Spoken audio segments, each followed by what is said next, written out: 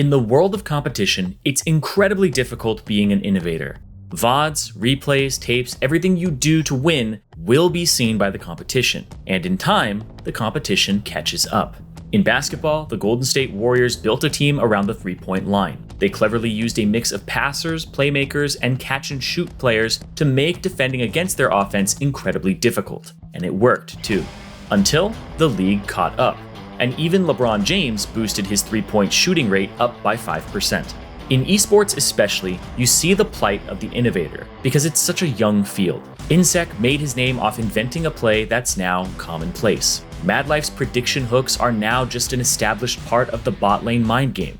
But there are some innovators who transcend their single moment of invention. By merit of all-around skill and intelligence, they grow their game and their competition at no cost to themselves. They're too good to lose their moment to copycats. In League of Legends, that innovator is Mata.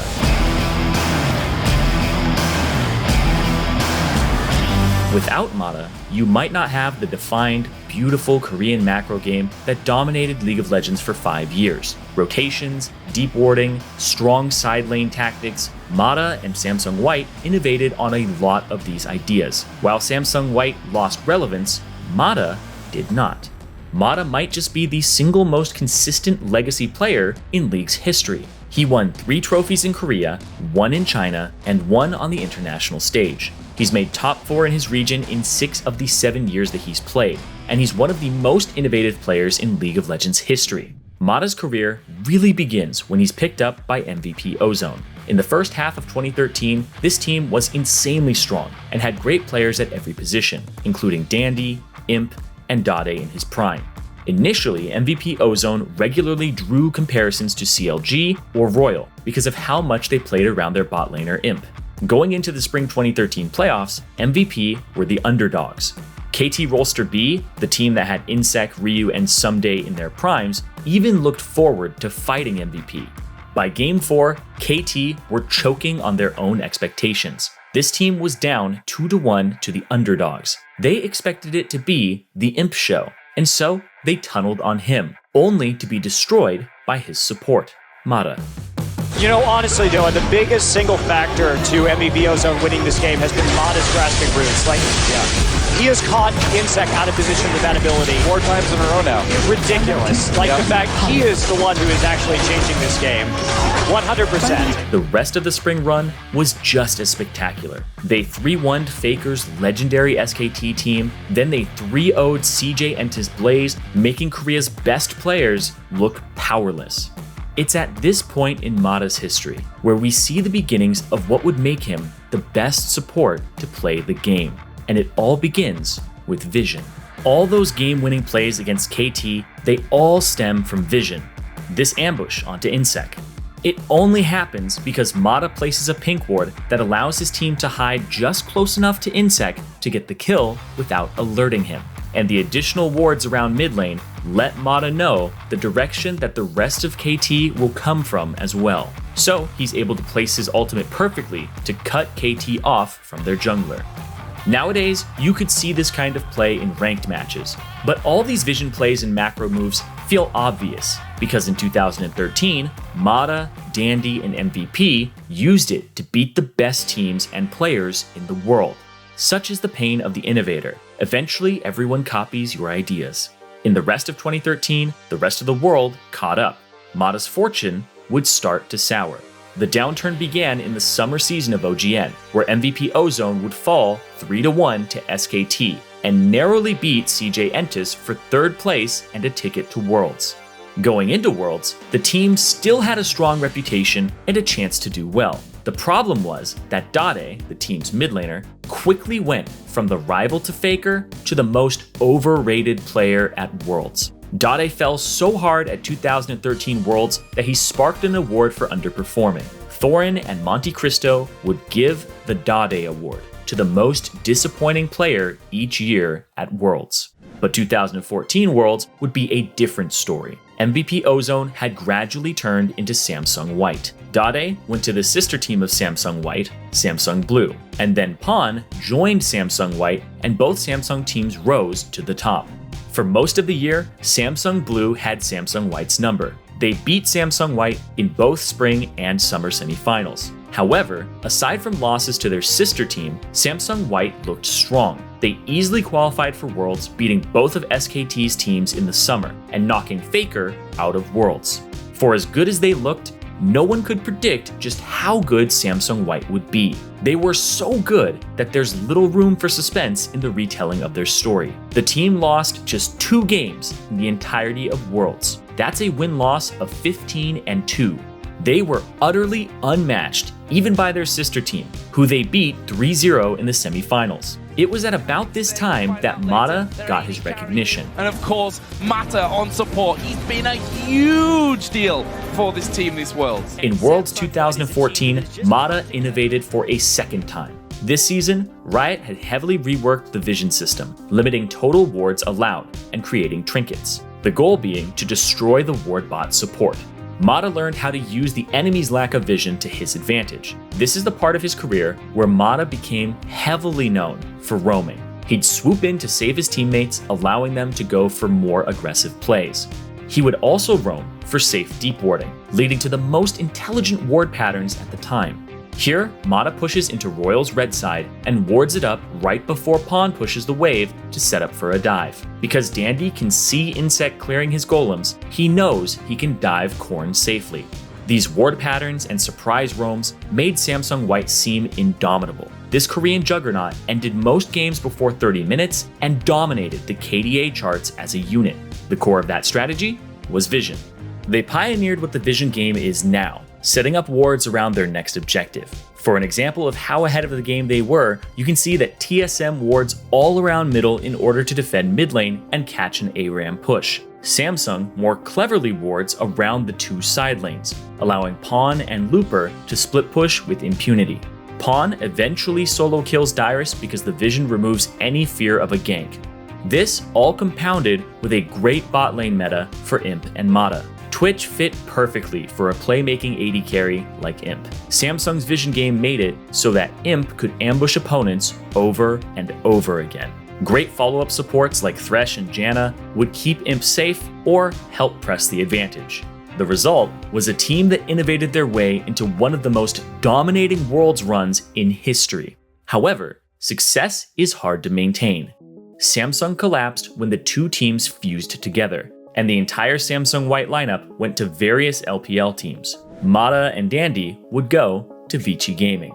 Mata's time in Vici Gaming was, to put it lightly, an embarrassment. 2015, his year with Vici, was the only year Mata failed to make top 4 in his region's playoffs. Despite having the best jungle support duo in the world as of the end of 2014, the team collapsed. AD carry Vasily got sidelined due to anger issues. Mata's heart wasn't in it either. He got fined nearly $8,000 for troll picking and not giving his all in a professional game.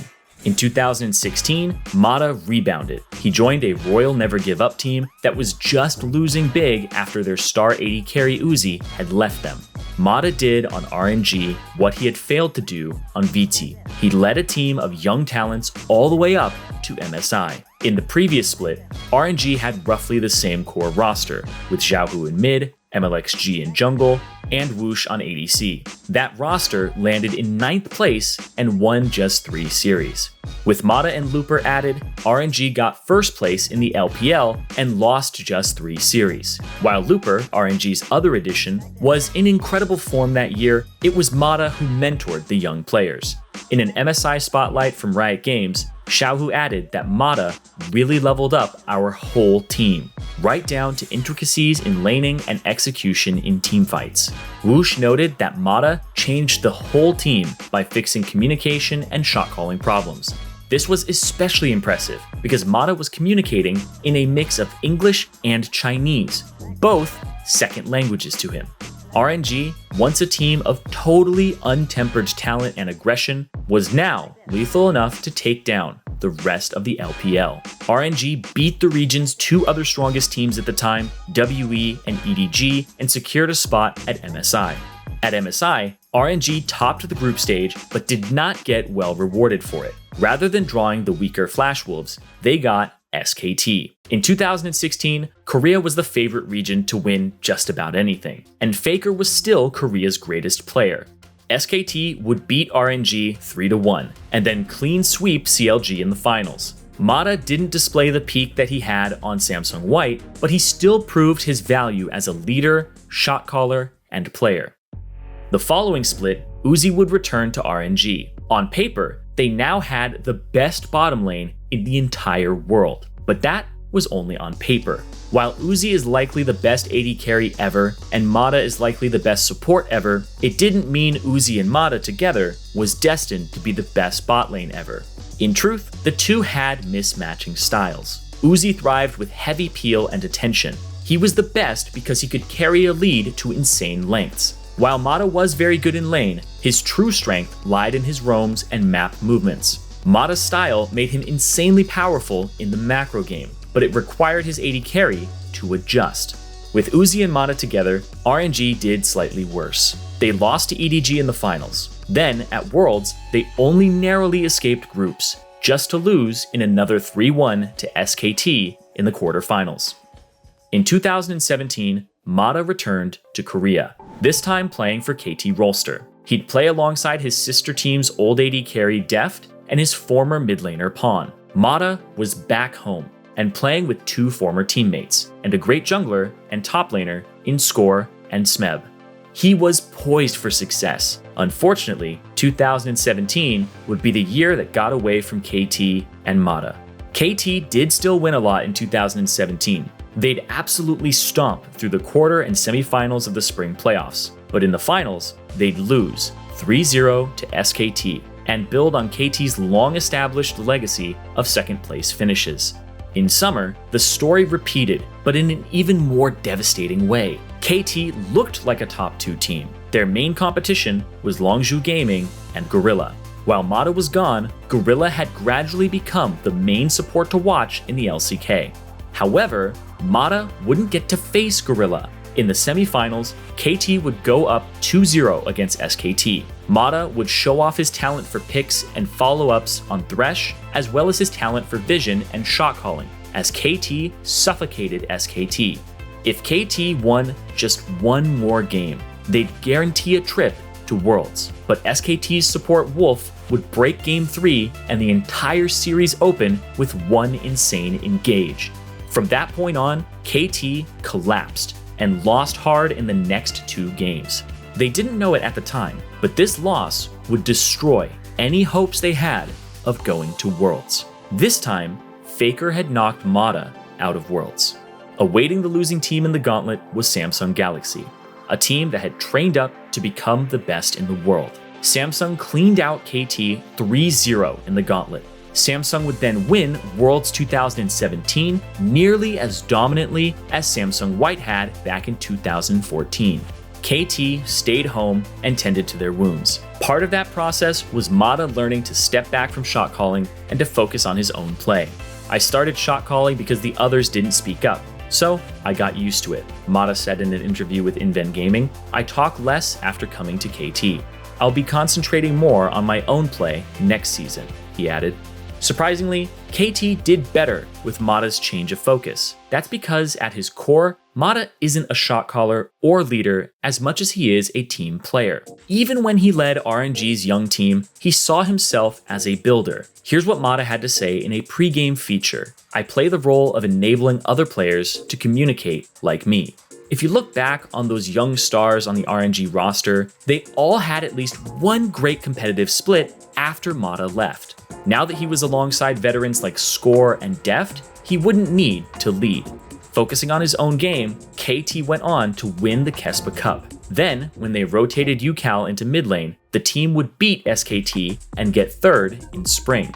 In summer, they'd automatically do even better by getting first seed in the regular season. That meant that they'd seed directly into the finals. There, they would meet Griffin. Griffin was the perfect opposite of KT, a team made up of energetic young talent.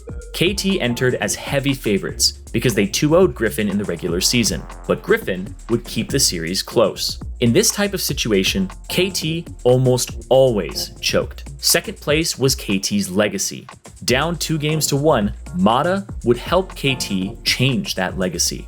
Rallying in the final 2 games, KT won 3-2, earning their first LCK trophy and Mata's second. All that was left now was to attend and win Worlds. KT's Worlds run got off to a good start. They topped their group with a strong 5 wins. However, they got one of the worst draws in Worlds history and would have to face Invictus Gaming in the quarterfinal. What ensued was a best of 5 that was so good it was tragic. KT and Invictus both came in as big candidates to win the entire Worlds tournament, and their battle showed exactly why. KT went down 2-0 and clawed back into the series off of a hectic base race. KT's still marching. It's a base race. The Shy's under the blue Nexus. KT's under the red. Who's gonna win? The Shy will not. And KT takes it to game 4. Holy crap! After narrowly winning game 3, they crushed game 4. In game 5, KT played the best defense against Invictus Gaming, who are perhaps the best offensive team in League of Legends history. They held IG to just 3 kills at 30 minutes, and kept the game surprisingly even. But at about 32 minutes in, Mata makes a big mistake. He Braum ultis the Shy right as Jackie Love flashes in, and cuts down his team and his hopes for a second Summoner's Cup. In a career as long as Mata's, a bad decision is only inevitable. Unfortunately, this one cost KT the tournament. After the dust settled, Invictus Gaming steamrolled their way to first place, and KT became the true second place team in a lot of people's minds. Some still see that quarterfinals of the tournament as the true grand finals. After Worlds, Mata departed KT and joined SKT and Faker. With Korea's 2 strongest legacy players, SKT dominated the spring split. They ran through the playoffs, 3-0ing both Kingzone and Griffin, and qualifying for MSI. They would do very well in groups, handing IG their only loss at that stage. However, once again, Mata would get a very unlucky draw in G2. G2's chaotic style countered SKT, who had lost both games against them in groups. Had SKT drawn Team Liquid, they likely could have cruised into the finals. Now, it would be a battle. The 2 teams traded wins back and forth until a game 5. Despite G2 getting a commanding early lead, SKT stayed in the game, winning a team fight near Baron. That was in no small part because Mata had put Braum's Unbreakable up just as Perkz used Syndra Ultimate. However, one team fight was not enough to win the game. SKT lost 3-2. In the summer of 2019, the years finally caught up to Mata. He struggled in the middle of the split and ended up benched by Effort, a young trainee. Mata would play just a handful of games in the rest of SKT's summer. Right after, he would retire as a player, going on to coach RNG. And with that, the entire original Samsung White roster had retired. In a way, it was fitting that Mata had lasted longest. He was the support, but he was also the eyes, the brain, and the heart of so many of his teams. He retired, as most players do, on a low note, but he reached higher peaks than nearly every other pro. He changed the game, pushing the vision and macro game to new levels. Most impressively, he stayed relevant long after everyone copied those ideas. He won the LCK, LPL, and Worlds. He was talented enough to play for Samsung, RNG, KT, and SKT. And split after split, he was a name you had to respect.